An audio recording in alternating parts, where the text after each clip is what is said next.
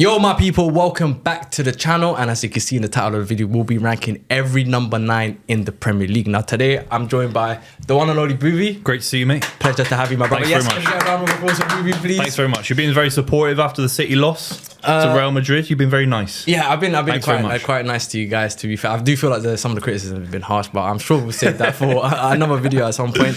But for this one, obviously, we've got our Premier League strikers. I thought, you know what, let's actually rank and see where they're at in comparison to each other. Yep. So we'll probably do it alphabetical order. So we'll go from Arsenal and probably work all the way down to Wolves. What, A to F ranking? Yeah, so I'll say A to E. If you want to give them like a U or F, you're more than welcome to do so. But we'll kind of just give them a grading essentially Quality. for each one. So the first one, of course, we're going to start with the mighty Arsenal, who are currently top of the league. Their starting striker obviously came this summer, Swedish Victor Gyökeres. Yeah. A lot of people have mixed feelings towards him. There's a lot of, some people praise him, some people criticize him. I mean, it's been a bit of a mix for him this season. Obviously, adjusting to the Premier League. What would you rank him? On a pure technical level, he can't be higher than a C, can he? He can't be. But he is scoring more goals than Haaland in 2026 as we're recording.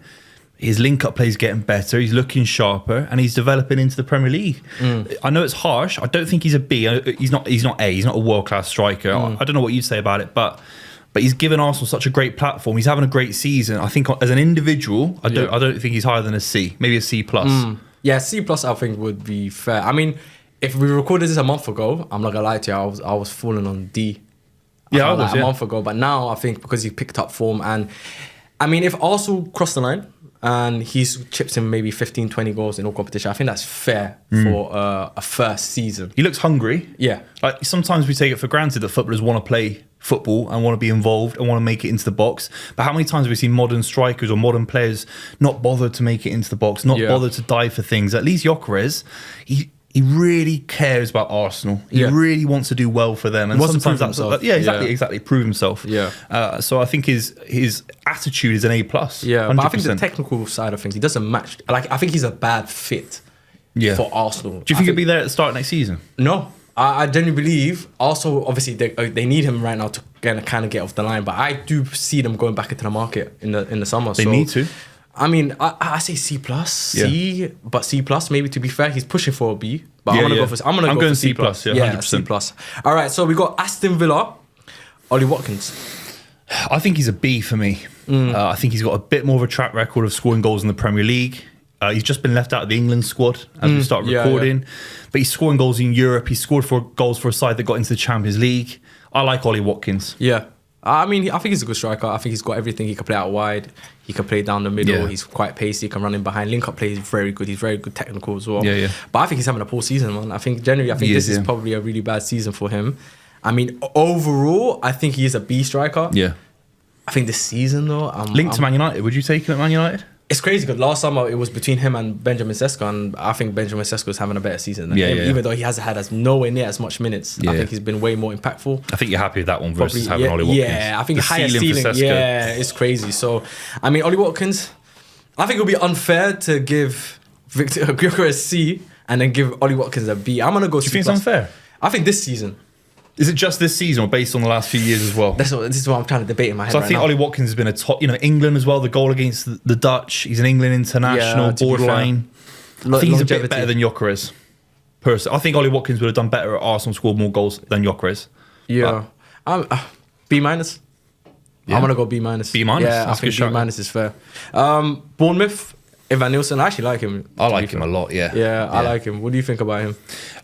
He's probably in that Gyökeres category. I don't know if he's better than Gyökeres because Gyökeres is scoring goals in the Champions League. He did it for Lisbon, of course, as well.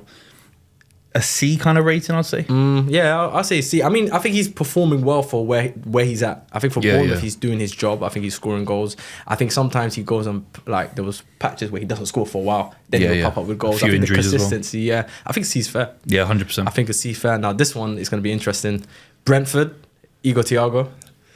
This season, obviously, he's got the record. He looks older than me. He's 24 years old. He looks like my granddad. Yeah. I think him and Brentford. How's he 24, man? Yeah. I think Brentford needs to shave it all off, bro. He needs to just shave it. He's leaving a little bit of the hair on. He needs to shave it all off. 100%. Or get a hair transplant. It's no problem. But at 24 years old, he will kick on in a big way. And he'll be one of the big number 9s in world football in the next few years. He's unbelievable. you think he should start for Brazil? It's tricky. I think they've got a real lack of quality there, and they've got a lot of playmakers in behind. Maybe you could play a false 9 system, but Ancelotti likes a powerful number 9. I like Thiago a lot. He's linked to Manchester City as well as a backup to Haaland potentially, or even a replacement to Haaland. I like him a lot. You know, I'd go B plus. B plus. Yeah, I'll give. Yeah. I think B plus is fair. I think this season you could even push it to an A at least. I think that's how good he's performed. I mean, if you look at he's the record scorer in his first season. You know, at Brentford, who everyone had to go down. I know he scored a lot of pennies. Huh? Did you predict it? I predicted them to go down. I can't lie. Yeah, I had them in my I can't lie. When we did our prediction, I had them in relegation. Did you see the video they put on the stadium? They had Lias on there. They had Faisal. They out on everyone. I'm in there as well. I'm with bad company then. Yeah, you're with everyone. I wouldn't be in there. Yeah, I mean, fair play to them, bro. They kind of exceeded the expectations for themselves this season. Oh yeah, having obviously had a whole clear out in the summer. Second highest score in the Premier League. It's crazy, bro. I know he scored a lot of pennies, but you still have to score them ultimately. So I think, yeah, man, I can see him starting for Brazil as well. I mean, 24. It's crazy. Oh, mate. There's something going on at Brentford. His frame, his stature, he looks so powerful. Yeah. All right, we can debate maybe he's a little bit clunky. He's not aesthetic. He's not Adriano, right? But he's a big, powerful striker that bangs in goals. Like, he's got a huge ceiling. Yeah, no, he does. And the age, you're right. The age is what makes it even more scarier. 24. He's got his whole life in front of him. I'm going to give him an A, you know. I can't lie. I'm going to push him to A. I think what is he in world-class striker? Maybe he is an A. Maybe. I think we have to, obviously time will tell. But I think for what he's shown so far, I think I would give him an A right now.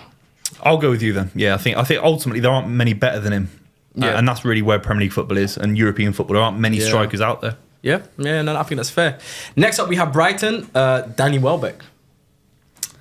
I don't rate the hype with Danny Welbeck. He's doing well at his age. He's a Man United player. He won the league title in 2013. He scored a great goal at Old Trafford, of course, in the FA Cup. Smashed you out. No, he did. He did. To be fair, he always does. He always scores against us, bro. I don't know what it is. That goal was outrageous, but I think he's probably a C kind of player for me. I think he's one of those players that get better with age. I think as he's gotten older, he's gotten a lot better. I think if you talk about just being, the terms of striking, as striker, scoring different types of goals. I think he's unreal, and to the point where some people are even shouting for him to be in the World Cup this summer. Would you include him? It's tricky. It's tricky, bro, because Ollie Watkins is out of form. I think that I think he should be considered, but I don't know. He's so old. You haven't got a future with him. Yeah, give a kid a chance. Give someone else. Give a 20-year-old a chance, or someone. Even Solanke's young, got a future potentially with England. If Harry Kane might retire after this World Cup, we don't know. Yeah. We don't know. He's 33, 34 years old. The next generation needs to come through. Not Danny Welbeck, mate. He's older than Kane. Like, come on. But do you not feel like he's a striker where we're kind of missing his qualities in terms of, because I feel like Harry Kane comes too deep. And he's a striker that's in the box, pounces on chances, half chances, can score different types of goal, headers, volleys, in behind. But I don't know. He has qualities. I've seen him in tournaments for England. 2012, Euro 2012. He wasn't good back then, so why is he playing for England now? Have we not moved on from Danny Welbeck? Seriously, you're saying fries in a bag, I like him, but I'll give him a C plus. C plus, yeah, I think that's fair. I'll probably give him a C plus as well. Burnley, we've got Fleming. Also, you got Lyle Foster, but I'll probably say Fleming is their striker. I think they've done. I think both those lads and most of the Burnley squad have done okay relative. It's a championship squad. Yeah, had little investment. Championship manager in Scott Parker. He might bounce them back up again when they get relegated this season. Is it relative to the Premier League? Because they're probably D's or E's, aren't they? Yeah. I mean, you could be fair and make it relative to their team if you want to. Like, I think he's popped up with a few goals here and there. Yeah, he scored that crazy goal with Chelsea. That touch. Was it the one over the top? Yeah. That crazy goal. I'll give him a D. Yeah, I'll probably say can't be too harsh on him. Yeah, he's a championship striker. Yeah. Ultimately, so yeah, I'll probably give him a D. I think it would be anything lower than that's a bit unfair. Yeah, it's a bit harsh. Yeah. Chelsea. So this was interesting because I've put down here João Pedro, even though the striker we should be discussing realistically is Liam Delap, but I've got João Pedro. I mean, if you want to talk about Liam Delap, you can, but I've got João Pedro here. What would you? He's done well. I don't know about João Pedro. He doesn't move the needle for me for Chelsea. He's been better than what they've got. Is he a better technical footballer than Nicholas Jackson? Of course he is. I don't know if he's more effective than Nicholas Jackson. He doesn't offer pace in behind. He doesn't offer a massive threat.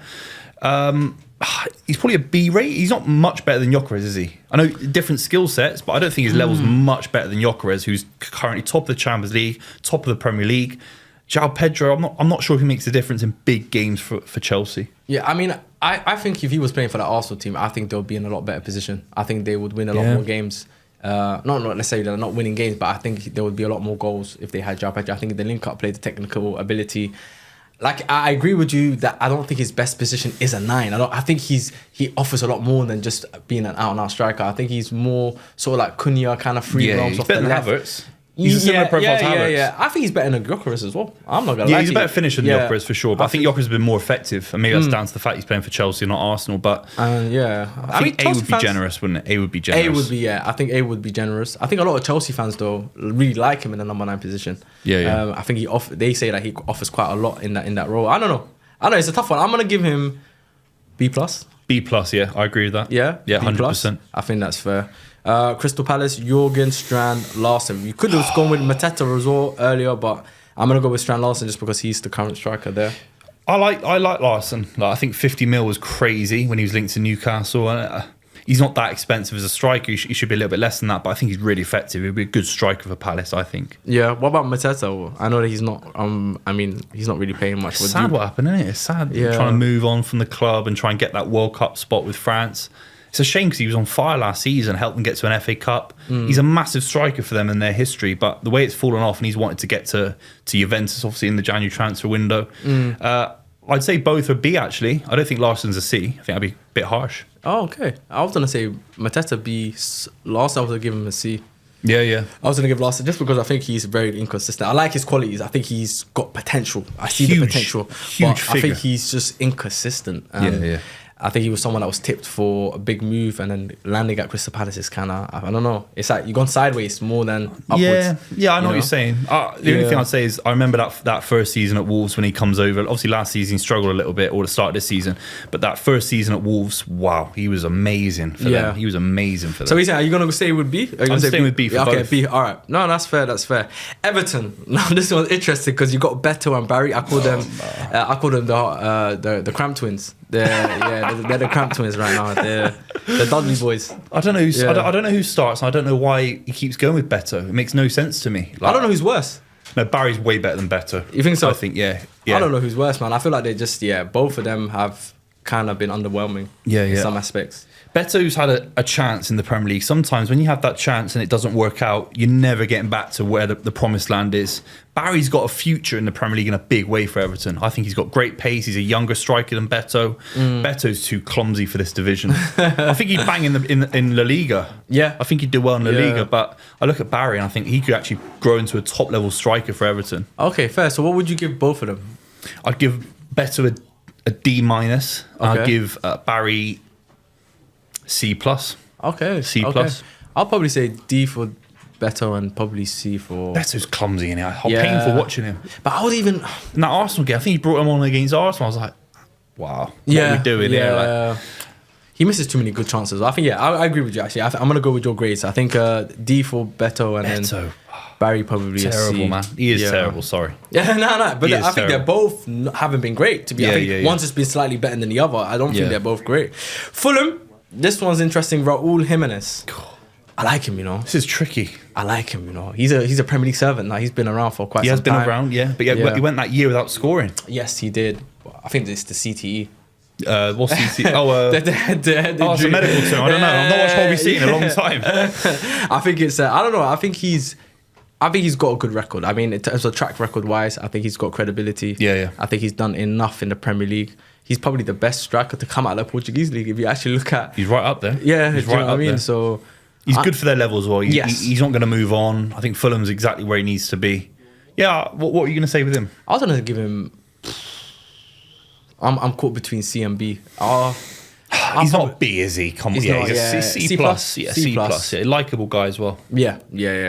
Leeds United, Dominic Calvert-Lewin. Now, he went there on a free transfer. Yeah, he went to you lot. He was pushing for us. I mind if I had... You know what? crazy enough, at the time, I was actually willing to have him on the bench. No way. I swear to God. I like, bro, the striker options at the summer was so bad. It was bad. That I was like willing to have him on the bench. I was hearing it. I was actually hearing it. But now I'm glad we didn't take him. Not that he's not doing well for Leeds. I think he's done decent. I think he's hit double-digit goals. Yeah, he has done well. I think if they get well. relegated, I think we'll look at Calvert-Lewin still missing big chances for Leeds United. He missed some big chances. There's a few against Man City, home and away. He's missing open nets. He's still scored a load of goals, but I do feel he misses that focus sometimes to really bury everything that he ought to. Yeah, no, I agree. And I think he's got qualities that a lot of strikers don't have, like that, especially in the air. I think he's always powerful. And I feel like he's a big chance magnet. Like he attracts a lot of big chances. It always seems to fall to him. But I'm giving him standard C, bro. I think C plus, I like him. Yeah, you're going like C plus? Yeah, I'm going C plus. Yeah, I'll probably go push it with you. I'll probably say, no, actually, you know what? I'm going to stick with C. Yeah. But I'll be honest with you, if you asked me this maybe at the beginning of the season, I would have given him an E. I think at one point for me he was bottom 3 strikers in the league. Last season he struggled, he had that one purple patch at Everton under Ancelotti. And that's it really. I don't think he's ever been consistent. I think this season he deserves a bit more respect because he's obviously keeping Leeds up. But it's funny how football works, isn't it? 'Cause you get Ancelotti for 6 months in your career, you think you can hold on to that knowledge. But footballers need that knowledge all the time, reiterated to them every day on training. And it's funny that he fell off as soon as Ancelotti left. Yeah. He didn't hold on to it. Do you know what I mean? That's quite interesting. But I think you're right. C's fair, right? Yeah, 100%. C's fair. I'm going to give him C minus. Oh, yeah. I'm just give him C play for Man United? Instead of Sesko, who I like. It's crazy. You know, I had this conversation. He came on a free transfer to Leeds. Gyökeres was what, 70 million euros? Million euros, yeah. I mean, if I also had Calvert-Lewin, I don't know if that makes any much of a difference. I don't know. Does he score double-digit goals in that Arsenal team with all the corners and the set pieces and the crosses and in the air? I don't know. I'm just saying. We might be harsh on Gyökeres. I'm just saying. I don't know because I'm just saying in the air they're a team that like set pieces. He might have done more. I don't rate Gyökeres that much, but I think he's clearer. Yeah, I think he is as a player. I think he is for sure. Yeah. But I just think maybe he might have been more useful. He might have been. If you flip it, where would Leeds be with Gyökeres? Ooh, I think they'd be mid-table.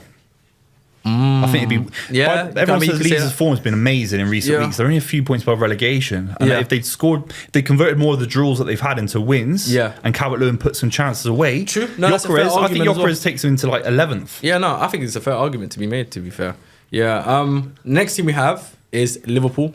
2 strikers here, of course. I'm gonna start with the first one. Hugo Ekitike. A+++. Yeah, no, I like you. Top. Because even as a United fan, I have to admit I like him a lot. Yeah, I think he's a top striker, and I think draw. Even though he hasn't been as consistent in terms of the minutes and whatnot, I think the quality, even when he's not scoring, he's doing so much. He reminds me of a young Torres. Yeah, young Torres. He's got that sort of semi-lanky profile. A little bit of the Anelkas about him. Mm-hmm. Even a bit of Henry as well. You can see in his attitude as well. I like it a lot. He's a top talent, man. And actually, if Liverpool hadn't have sold Diaz, I know there's obviously issues with his contract. He wanted more money. He went to Bayern Munich, doing well. Yeah, imagine Diaz on one side, the pace of Salah maybe, or Frimpong on the other side. I think he could do with more pace on either side. Gakpo for me has been shocking this season. Wirtz is weird. I don't even know if he's been good or not. I don't know. I can't tell. He's doing little back heels against Galatasaray. It's unbelievable. But if they'd been more like, maybe it's Mane on the left, prime Mane and prime Salah with Ekitike down the middle, he's scoring 50 goals a season. So if they can get that level back and get back to a prime Liverpool with prime wingers bombing forward, I think they're missing Diaz as well. I think Diaz would have been nice with that link up. And of course Jota, unfortunately, as well. He offered a lot of pace in behind, and even Andy Robertson in his prime years, pace in behind. Ekitike just coming short for little chances, flicking things into the back of the net. Yeah, mate, he's on court. He'll score 30 league goals in a season at some point in the Premier League. No, easy. I see he's got a high ceiling, extremely high ceiling. We're talking about he could potentially be one of the best strikers in world football. He'll go for France. Like we're talking about England, one injury to Kane, and we're dropping down. We're talking about we've spent actual time. We've wasted our lives. We'll never get this time back. Yeah, we talked about Danny Welbeck for England. And France have got Ekitike coming through. Ekitike and Mbappe and Dembele and then Olise and Barcola. There's no point talking about. Why are we doing World Cup squad announcements? What's the point? Yeah, it's ridiculous. No, you're right. Dilemma here though, because there's another striker, Isak, who obviously came for record-breaking fee this summer to Liverpool. It's a shame because I think Ekitike has done enough to deserve to be a starter. But then obviously you got the dilemma of having your record striker. Someone has to be shifted, and most likely it will have to be Ekitike because, you know... Is he better though? Is Isak better than Ekitike? I don't know. This is a question right now because Isak for me last year was the second best striker after Haaland. And now we're talking about him should he even start for Liverpool, which is kind of a shame and in terms of the turn of events for him. Why can't he play left wing? He did do that for Newcastle. Yeah, why can't he go back to that? I don't know. I know in modern football we're a little bit like, look, if they go on a big contract, they're in their prime years, they have to play. Like, imagine you said to Haaland, play off the right, it'd be crazy. Yeah. But Isak has an actual reputation. He might actually enjoy his football playing off the wing. Yeah. I don't know why he's so committed to playing. It's a bit like Mbappe at Real Madrid. Like, he wants to play down the middle, and there's still people saying he could be a left winger. Maybe less now than it was maybe last season. But I look at Isak, I think he's better off the left, and Ekitike down the middle. I think Ekitike is a better finisher than Isak. Do you think that's where Liverpool should that's maybe be the plan. That might be the plan. That might be the plan to play Isak maybe on the left, or maybe even Ekitike can also play on the left as well. You waste him there. But you waste someone. I'd rather play Rio there. Ekitike, and I think you move Salah on as soon as possible. Maybe get a new right winger in. Yeah, I mean, it's not a bad headache to have, but it will be a problem at some point. Of course. Yeah. Okay, so what would you rank Hugo Ekitike? You said A++. Isak, top, we might as well mention him as well. A-. A-? You still give him A-? He's in the A category. For me, he is. He's 125 mil. I think he's an A striker. I think this season, though, it has to be. Yeah. But injuries. Yeah, that's the point. It'd be harsh to say he's an E. But I think he's an A striker. I think he's an A striker. But his season, as a season, he's probably had an E season. I think, but he is an A striker. You're right. I think he's an A striker. So you gave Hugo Ekitike A+. Yeah. I still think he's had a good season. I look at some of the things he's doing. I still think he's having a great season. No, that's fair. Next club, Manchester City. Erling Haaland, this is your boy. I'm gonna just sit back and just want to hear what you have to say about this. Look, of course, he's the best player in the league, or the best striker in the league. You could still argue he's the best striker in Europe. Lewandowski's doing well, of course, and you look at Harry Kane. He has been poor in recent weeks, and I've been really critical of him. I think you're entitled to be critical of big players. Yeah. Like if I was critical of Kujanov, I think that's harsh because he's a young player who's just come in. Or He's had 6 weeks to play at Man City. It's harsh. Or Semenyo. But I think you can be real critical of Haaland in the last 10 weeks. 3 goals and 17 in open play. Yeah. Absolutely shocking. He looks apathetic. And the Real Madrid game where he's right. Basically, I don't know if you noticed this when Real Madrid knocked Man City out of the Champions League. He runs straight over to Vinicius Jr. and was hugging Vinicius Jr. Yeah. And I thought, what are you doing? Like, It didn't look like he was angry to be knocked out of the Champions League by Vinicius Jr. Yeah. Obviously, you have to go over and shake hands with the opposition. I'm not saying that. But straight away, he's jumping over to Vinicius Jr. He's too friendly. He's too friendly. Yeah. I was like, do you know what? I don't even know if he even cares. Like, 100%. Do you feel like Man City's form coincides with Haaland's form? Because I feel like the reason why you're still in the title race picture was because of obviously Haaland's goal scoring earlier on in the season and also Donnarumma on the other side saving you chances. Now that obviously he's on a goal drought, obviously other players as well. Foden hasn't scored in so many games, and Semenyo and all these guys, they haven't really turned up in the last couple of weeks. Do you think that's the concern? Do you think that's the biggest issue there? The biggest issue is there are other issues around it. I think he needs quality service. He needs a regular partner. He needs to know De Bruyne's whipping that ball around the corner. He hasn't had that. He doesn't know where that ball's coming from. Sometimes Cherki starts down the middle. Sometimes he's off the wing. Sometimes it's Semenyo off the left. Then Semenyo played at the Bernabeu as a number 10 down the middle with Savinho. Savinho's playing. So Haaland isn't getting great service. But then you look at some of the things he's doing. It's shocking. And I thought this season would be closer to Fergie in 2013 when you won the league title with an old squad. You just kept it very simple. It wasn't a world-class side. You didn't do very well in the Champions League that season, but you ground out a league title. That was Van Persie by himself. Of course, he was generational. I thought Haaland would do that for City this season. Yeah. He hasn't, and it's really poor. The money's on, the contract is on. You can be genuinely critical of Haaland and say, I expect more. Yeah, no, I think it's fair to say that. I think he's had such a good start to the season, and then he always goes on these weird random little patch where he just doesn't score for a little while, but then at some point you'd expect him to pick it up. When is it? Tell me. Too long. Tell me, man. Add it to my calendar, man. Send me a calendar invite. Maybe Sunday. I accept it. Yeah, all right. Maybe Sunday. Obviously, we're recording this before the Carabao Cup final, so maybe it's Sunday that I accept the invite then, mate. Do you know what I mean? But where is it? Where is it? Is it in the mail? Where is it? So what would you rank him? Obviously, I think he's obviously A+ striker. Well, this season's form. He's top scorer in the league. Yeah, he's still top scorer. This is a crazy thing. We're talking about the top scorer in the league, by the way. Yeah, he has to be A++ because there is like we're not talking about Aguero and Van Persie and Tevez. All these guys, they're not. He is the best striker in the league. So it's an A++. A+ now for sure. Manchester United, Benjamin Sesko. As a rival, I'm going to let you go first on this one. What are your thoughts on Benjamin Sesko? I like him. He looks hungry. He doesn't look angry when he's being benched. I think Carrick's used him in the right way. I think he's benched him exactly when he needs to be, and he started him. He had that run of games, 4 games in a row where he started him. Yes. He scored in every one, I think it was.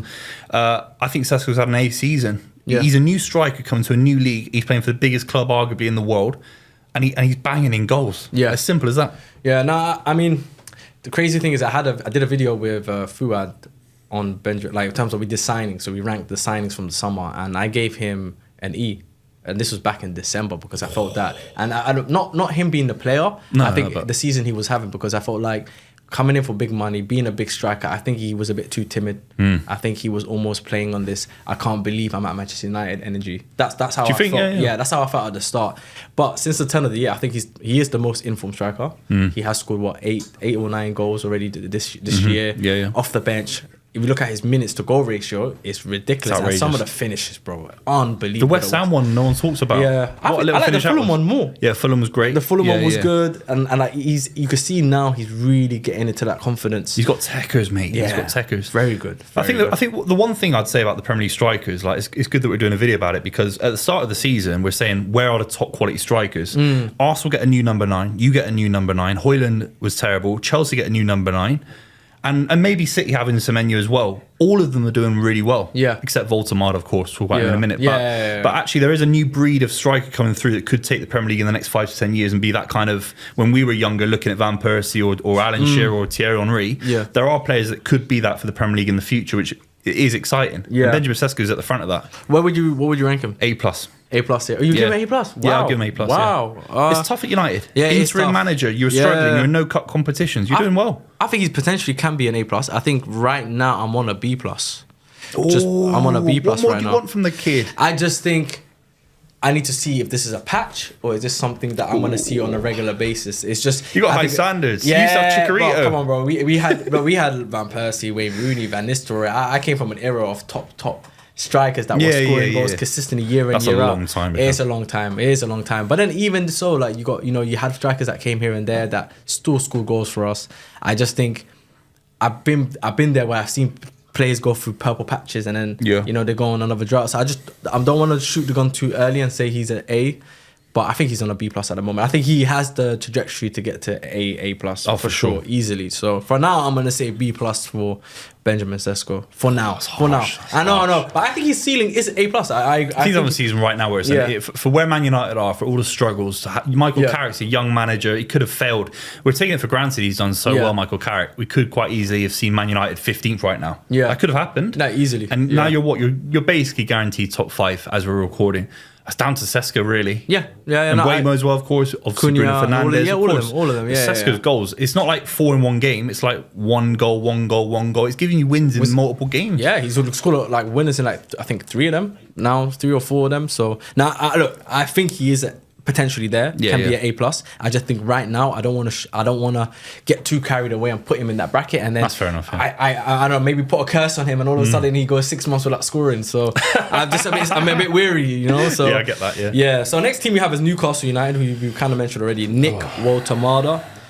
They also do have Whistler as well, who you can speak about. But we'll start with Woltemade. Weird one. I like the goals he scored at the start of the season. They were techie. I like the way he plays football. I think he'd go to Germany. I think he'll be on loan at Bayern Munich in 12 months' time, 18 months' time, and he'll bang 30 league goals. Yeah. He'll love it over there. He's not a Premier League striker. He's too slow. I saw a tweet today saying he should be a number 6 based on what he can do on the ball, his profile, his stature, his speed. I think it was Nagelsmann actually saying he could be a number 6. So I think he's struggled, hasn't he? It's been a poor season. He's been playing number 8. Have you not seen recently in the Champions League and in the Prem? He's playing as an 8, which is weird. I mean, it kind of almost transformed, like Joe Linton, isn't it? Yeah, kind of like what they did with Joe Linton, where they and I think he's too good for that. I think he's generally they're misprofiling him a little bit. He's so slow. I mean, you're quicker than Woltemade. Yeah, do you know what I mean? He's clunky in that sense. Yeah, seriously, like how we're both sat around the table talking. He's a professional. We're both quicker than Woltemade. Yeah, that's a concern, man. Yeah, but I think there's a strike. I think he's not being utilised in the right way. I think he is. useful. I think he can be useful. Yeah, definitely. He's got quality. I just think the Premier League, you need pace in the Premier League. You need real pace if you're playing number 9. Unless he drops it. There's so many players in modern football, the Havertzes of the world. You're not quite sure if they're, it's like a 9.5 sort of situation. Maybe he's a 9.5, but I think Newcastle, they love the wingers bombing forward. They love the Alan Shearers driving at the box, finishing things off. He can't even make up this. Can't make up. I get no. Alanga bombs forward. There's no one in the box. I mean, I remember Berbatov wasn't quick. Yeah, Berbatov wasn't quick, but Berba had the IQ and he knew how to create space for himself and find the spaces. And he was deceptively quick though. Maybe so. Yeah. But even that, that famous counter-attacking goal. He was not that quick. If you actually watch that video, bro, he was very slow when he got into that ball. Good, man. But it's like, I don't know. He's very clever that he can create that kind of space for himself to get in, or be in the right place to get the goals. I think in Walter Milder, I think there is room for him to develop. I just think it won't be in the Premier League. It's not in. Maybe that's the thing. Maybe imagine him in Italy. Imagine at Juve. He'll be good. Yeah, he'll be solid in Italy. Italy's Napoli. I think he'll be solid there. But yeah, what would you rank him though? I think it's D. Because it costs a lot of money. I like the guy. He's a young striker, but if he scores the goals he ought to, then they're in the top 5. Yeah, do you know what I mean? I was gonna give him C-. Yeah, it's around there for sure. Yeah, C-. You're just saying D. I think it's fair. I think he's on that border. I would probably say. But what about Wissa? Again, he's another one that this is awful. An awful transfer. Came for big money. It's an awful transfer. You could have got him on a free, and he's only 30 years old, and he had AFCON as well. Yeah, it's terrible. It's a terrible piece of transfer business. I like him. I've just not seen anything. This season, he's D- probably. He's had a poor season. He obviously got injured as well, so it's not his fault. But I'd go around at E, maybe an E+. As a striker, though, like just in general, what would you rank him? What is sort of ceiling or where he's at? Yeah. I don't know if he's much more than a B. I don't think he'll ever be a world-class striker. I don't think he's a Newcastle-level striker. I don't think he's a Champions League player. I don't know what he's doing in the Champions League, really, with all due respect. Yeah, I think he's a C striker. Yeah, he's a good Premier League player. Nah, for sure. Next team we have is Nottingham Forest, Igor Jesus. I mean, I could have gone Chris Wood and all of that, but they haven't been playing as much. But Igor Jesus is the striker. Weird, isn't it? He doesn't score many goals, but he looks all right. He scores. He's doing better in Europe. Yeah. He's doing a lot better in Europe. I feel like in the Premier League, he kind of struggles a little bit with the consistency. His numbers are shocking. Yeah. Do you know what his numbers are this season? Not sure. I can find out though. I can actually have a look and they're check. Shocking. Yeah. From chance, when I watch Forest, I obviously watch the highlights as well every week. I look at. He should be on 15 league goals this season. He gets great chances. He gets so many chances, but you're right. I bet he's on. I'm guessing he's on 4 league goals this season. Maybe I would something like that. Maybe I see. How many goals does Igor Jesus got this? 3 goals. Three league goals. Yeah. No, sorry, 2 goals actually. See? 2 goals, 3 assists. Oh, when I said 5, I knew I was being too optimistic. 5 goal contributions he's got in the Premier League. That's shocking. That is shocking. I know they've been poor, but you think about Callum Hudson-Odoi, you think about Morgan Gibbs-White, you think about Elliot Anderson providing quality in midfield. He should be scoring a lot more than that. Yeah, and I think with the money that they invested in him as well, you would expect. How much was that? I think it was about I think it was maybe 30 M's if I'm mistaken. They spent good money on him this summer. I need to double check it though. I'd go down to E. How much was it, Hasi? Igor Jesus, I'm sure it was big money. I think it was a big money move for them. Yeah. Because it makes sense. Yeah. I'd go with an E, to be honest. I think he's been shocking. Yeah. But the only caveat would be that I think he could improve. Yes. If he gets in the positions that we even said Voltemar doesn't get in. He's got great pace and he's tenacious, but he has been he's missed so many chances. Yeah. No, I would actually agree with you, to be fair. Huh? 10. 10 That's right, it's a bargain. That's not too bad then. Who is it that signed for them for big money? It was one of the Brazilian players. Maybe it's Ryan. You're thinking of Bournemouth. I think Ryan, yeah. Oh, so I'm confusing the two, innit? But yeah, I mean, yeah, that's. I think that's fair though. Yeah. Because at the end of the day, I think 2 goals in the Premier League, 29 games. I don't think that's terrible, great. man. I think that's terrible, bro. Next team we have is Sunderland. Again, I don't really know who their main striker is on this team. You got Mayenda, you got Brobby, you got Isidore. Well, I'd go with Brobby, who I've seen more of. I'd say he's had a B season. The goals at the early part of the season, he's kept them in the league. They are falling though. They've got to be real careful not to get embroiled in a relegation battle. They've got to be really careful, man. Yeah. I think his hold-up play is ridiculous though. Yeah. Brobby's hold-up play, bro, it's just fake. He's a big guy. He's a big, huge guy. You're not getting that ball off of him, man. Yeah. I mean, I think C. Yeah, but he's just come into the league and he's kept Sunderland in the Premier League. To be fair, yeah, relative to That's Sunderland, you're right. Actually, you know what? To be fair, relative to Sunderland and what their objective is this season, just stay in the league. Stay in the league. To be fair, he is doing his job, and I think he's kind of, taken. And Isidore's done well. I think all of those lads and Granit Xhaka. Well, Xhaka's probably an A+. Yeah. But all the forwards have been B's for me. B's, okay. No, I mean, Isidore's kind of fallen off a little bit. It's got quieting down a bit, I think. But I mean, I'm with you. I think for what they are, for what they achieve in this season, B's fair. Done so well. I think they're all C standard strikers, but I think they're having B seasons. I think all of them. So yeah, Tottenham. This was interesting. Dominic Solanke. Oh, he has been injured, man. Too long though. He has been injured. Yeah. I like him a lot. Yeah, I do. I like Solanke a lot. He's probably had a C season, a D season. Yeah, it's probably a D season. I think he's a B striker. I think he's a B. Yeah, he's a B striker. B plus striker. He's a B plus striker. I think this season, I think I would even say E. Maybe it's Richarlison who should be talked about. Yeah, we can do. Richarlison's played more, I think. Yeah. Richarlison's probably had this is hard. The goal against Liverpool, I'm thinking actually might keep them up. Seriously, the goal against Liverpool was huge, man. Yeah. That was a massive, massive moment. I'd go C for Richarlison and D for Solanke. Okay, I'm with you. C for Richarlison. I think I'll probably give E for Solanke this season. I think he's a B striker though. Yeah, I agree. I think he's a B striker. Yeah, just injury prone. Injury prone, and I think he's for the amount of money they spent on. I think it was 60 M's they spent on Solanke, and he hasn't really delivered for them. Where does the money go in modern football? Yeah, it's crazy, bro. I mean, nowadays you score 10, 15 goals in a season, you're automatically 60 M's. I'd have gone for 500 grand. 500 grand for Solanke. I would have gone for 500 grand based on my career. The way the market is inflated at the moment is crazy. Yeah, no, that's crazy. 60 mil for Solanke. Yeah. And I don't think he's lived up to it, to be fair, since he's arrived. So it's crazy. Yeah, I mean, I think it's fair. West Ham, I've gone for this one because I know they got two new players in that striker role. They also had Callum Wilson, but I went for Jarrod Bowen just because he's been playing in that striker role quite a lot for them this season. Jarrod Bowen, what would you rate him? I like Jarrod Bowen. I think he played number 9, obviously, for Graham Potter. It was awful. Yeah. He has now been put on the wing a little bit more with Nuno. I think Nuno's got the best out of him. I think Nuno will keep them up. And I think he's had a really good season, Bowen, since Nuno's come in. Yeah. So I think Bowen's a B. I think he's had a B season. I agree. I think he's a B. Not as good as previous seasons. I think he's B though. Yeah. I think he's not that he's consistent, but I think he's always consistently West Ham's best performer. Even when they've had the signings, he's always the standout performer for that team.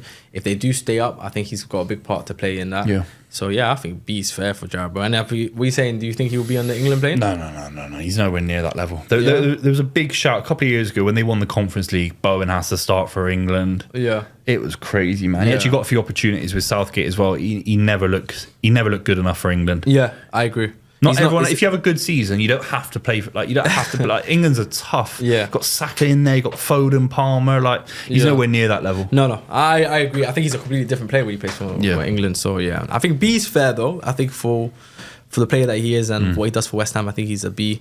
And then last but not least, we have Wolves. So two options here. Obviously, you got Armstrong, and then you also have Mane, Matthias Mane. Which one do you want to I'll go with Mane because I actually like Mane. The form with Rob Edwards has been really strong. Some big results against Big Six opposition. I think Mane's been a B. Yes, I agree.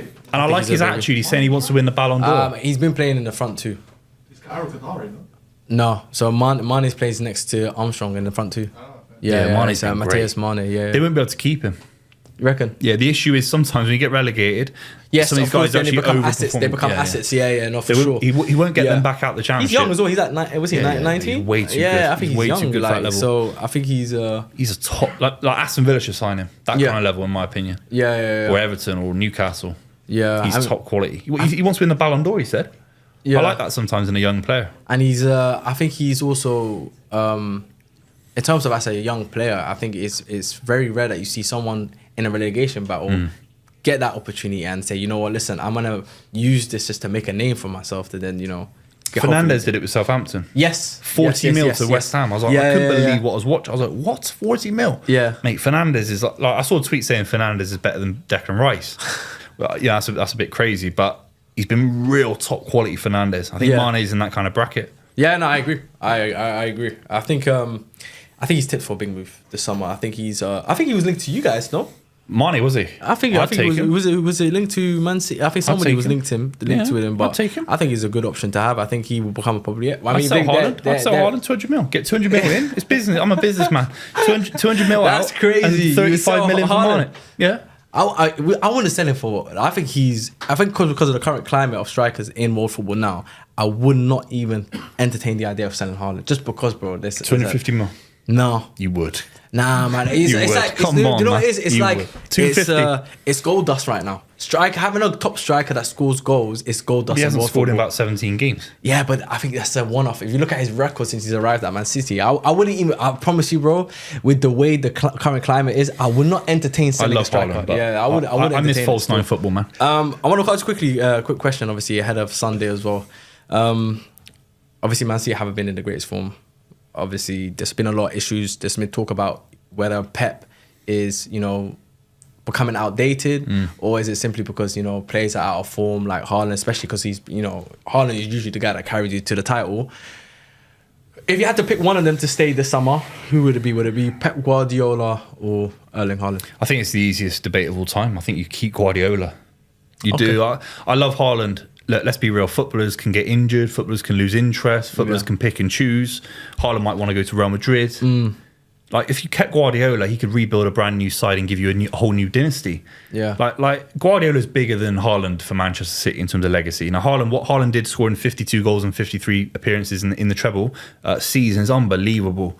But Haaland's not bigger than Guardiola. Guardiola is the best manager I'll ever see in my lifetime. Ahead of Fergie? Well, he schooled Fergie in 2 Champions League finals. Fergie was clenching his fist like that. Honestly, he had a brain aneurysm. He was so angry, getting smashed at Wembley. He did. He got smashed at Wembley. It was embarrassing, and that was down to Pep Guardiola. And then he goes on to win another treble, 2 trebles in 2 different countries. I'm saying, because he got smashed by Real Madrid, that he can't go and figure it out next season. Of course he can. Yeah, I mean, I still think obviously Fergie is greater, but that's a whole different discussion and debate. But Fergie won 2 Champions Leagues in 30 years. That is shocking. Yeah, but I mean, hold on. Am I wrong? Listen.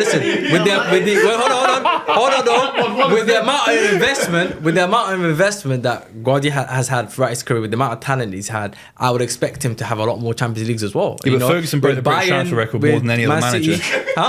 Ferguson broke the British transfer record more than any other manager. But then also, you could also argue, if you look at Manchester United and where they're at now, it's because of Fergie. In terms of, you can look at how many different sides of Fergie there've been since his whole time at Manchester United. You got the 99, you had the 90, 3 different generations. 93, then you got the 99, and then you got the 2008, then you got the 2013, and I think he's been part of the transformation, not of just Manchester United, but also the Premier League. But don't you think those wins were a little bit? 99, Bayern bottled it. Let's be real. Yeah, they've been. And the Chelsea one slipped. No, it's true, and it's fine margins. You never won a Champions League in normal time. Yeah, but then you could also argue he's developed the entire club. Like, he's literally transformed that football club. Whereas Man City, it's a golf money. Bayern, he had the Farmers League, and and then, Farmers League, Barcelona, he had the La Masia give him the greatest crop of players of all time. So he's been fortunate through his career. But I'm not gonna take away the greatness. I think, of course, Guardiola has been revolutionary himself. But I always found that's always an interesting debate. But they did meet though. The debate actually gets real when they actually meet each other in a Champions League final twice. Yeah. The Sesko was a mismatch. The second was that's Fergie's side. The second was we had Michael Owen sitting on the bench. It's a mismatch. Mate, his answer to Pep Guardiola, the biggest tactical genius in modern football, was to put Park Ji-sung on Messi. Yeah. Come on, man. I mean, 4-4-2 against. Come on. No, I think Fergie, of course. The thing about Fergie as well, though, if you actually look at it, he's every time somebody's come up against him, whether it's Wenger, whether it's Mourinho, whatever, he's always found a way to sort of, get the better of them in the end. He works it out. He figures it out eventually. I just think he didn't have the energy. I think he was too old, bro. I think he didn't have the energy to battle and figure out. He just said, you know what? I'd rather just. Now it's an age thing, is it? So I think it's more the age thing. I think a young Fergie might have got him. It might have got him. He might have got him still. Well, listen, Buvey, pleasure having you on, my brother. Thanks very much. Where can they find you? Just on Buvey and the club, of course. And we'll be reacting to the League Cup final on Sunday. And good luck this season with your one game every 3 weeks. Yes, this guy loves. No, congratulations, man. Listen, can you be the ones to please stop these Arsenal fans from coming? Please, at least do us a favour one time. It's a big game for Arsenal. I think they're looking forward to it. It's a big game for them. It's a big day out for them. Yeah, it's a huge day out for them. It's a holiday for them. They haven't had a big day out in like 5 years. It's their biggest game in about a decade. Yeah, it is. No, you're right. On my life. I agree. On my bro. life. I think it might be bigger than the Real Madrid game in the Champions League. It's bigger than the FA Cup game just because there were no fans in the stadium. So this is the biggest in 10 years. Because I remember they treated the Real Madrid like it was a final. Both legs were final. Making DVDs about it, man. It's embarrassing. Yeah, man, it's crazy. But listen, thank you so much for having me on. Thanks very much, man. Thank you so much. Make sure to also comment whether you disagree or agree with any of the rankings we've had. I'm sure some people will disagree, but let us know your thoughts, what your rankings are as well. Make sure to also subscribe to Buvey as well. And until next time, peace.